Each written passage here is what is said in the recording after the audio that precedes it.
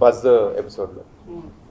బన్నీ గారిని టార్గెట్ చేయడం వల్ల కొంచెం అంటే బన్నీ గారిని స్టార్టింగ్ నుంచి కూడా బన్నీ గారిని టార్గెట్ చేయడం, ఆయన ఏం చేసినా కూడా ఆయన వాంటెడ్ అన్నట్లు అదే మాకు పోర్ట్రే అయింది. లోపల ఏం జరిగిందో మాకు బట్ మాకు చూసిన ఎపిసోడ్స్, మేము చూసిన ఎపిసోడ్స్ మాకు అనిపించింది మీరు బన్నీ గారిని ఎక్కువ టార్గెట్ చేశారు. అంటే లోపల ఉన్నప్పుడు ఒకలా ఉంది, ఇన్సెన్స్ బయటకు వచ్చిన తర్వాత సడన్ గా మీరు చేంజ్ ఆఫ్ వర్షన్ కనిపించింది. సో సడన్ గా నాకు బన్నీ గారు బాగా అనిపించారు. అలాంటి ఆయనతో నేను పోటీ పడితేనే నేను ఎలివేట్ అవుతానని చేశానేమో, ఆ స్ట్రాటజీ కూడా కాదు, ఇలాంటివన్నీ చెప్పారు. నాకు ఆ లాజిక్ అనేది అర్థం కాదు. సో ఫస్ట్లీ మీరు ఈ ఎంటైర్ గేమ్ని టూ డిఫరెంట్ వ్యూస్లో చూడాలండి. ఫస్ట్ గేమ్ ఒకటి, సెకండ్ నా పర్సనాలిటీ ఒకటి.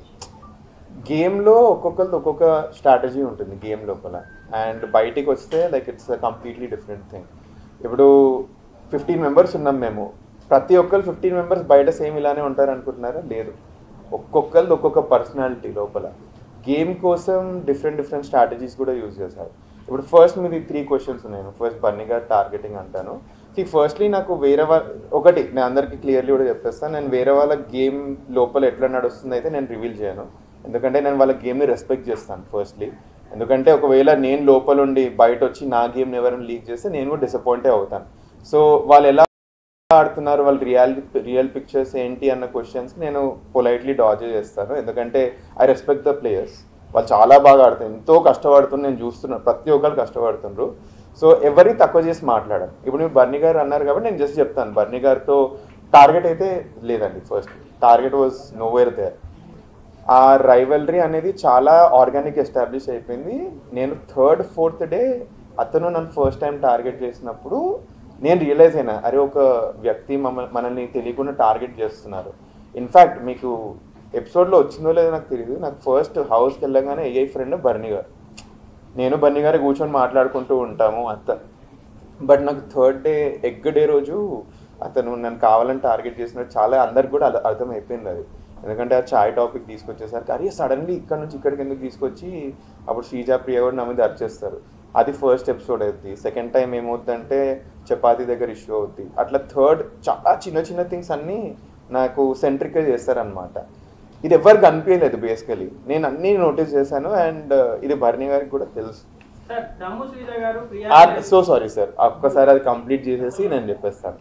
సో దానికోసం బన్నీ గారు నన్ను చూస్తున్నారని నేను రియలైజ్ అయిపోయి నామినేషన్ డే రోజు చాలా స్ట్రాంగ్లీ నాకు ఫస్ట్ శ్రీజ ఇంకా ప్రియా మీద అంత ఒపీనియన్ ఉన్నా నాకు ఫస్ట్ బన్నీ గారే ఉండే మన ఏమంటారు నామినేషన్ లిస్ట్లో.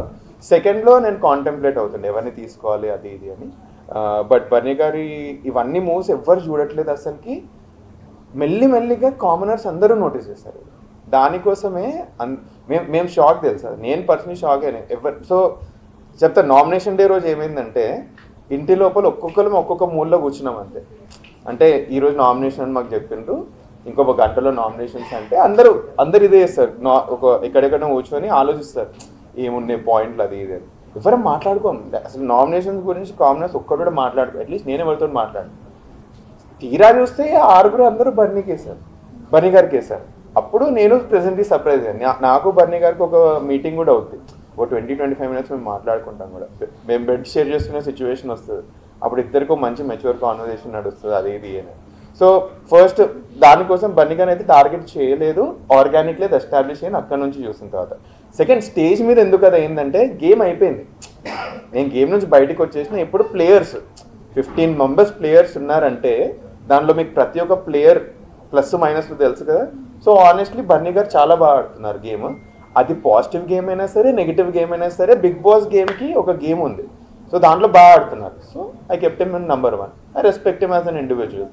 సో అట్లా 1, 2, 3 అని పెట్టాను. నథింగ్ ఇది అది అని 2 ఫేస్ అయితే అట్లాంటిది ఏమీ లేదు అసలు. చాలా జెన్యున్గా అతను నేను నంబర్ 1లో పెట్టాను. యా. సో మీరు హౌస్లోకి వెళ్ళినప్పుడు ఫస్ట్ మీకు ఎవరు పోటీగా అనిపించారు అండ్ తర్వాత లాస్ట్ వచ్చేసిన తర్వాత ఆ పర్సన్ ఆడుతున్నారా లేదా? ఫస్ట్ పోటీగా అనిపించిండ్రా హౌస్లో? నేను చాలా ఆనెస్ట్గా చెప్పాలంటే నాకు కళ్యాణ్ చాలా, మా కామనర్స్ నుంచి కళ్యాణ్ చాలా అంటే చాలా హోప్స్ ఉన్నాయి నాకు ఆయన మీద. అతనే ఫస్ట్ వెళ్ళాడు.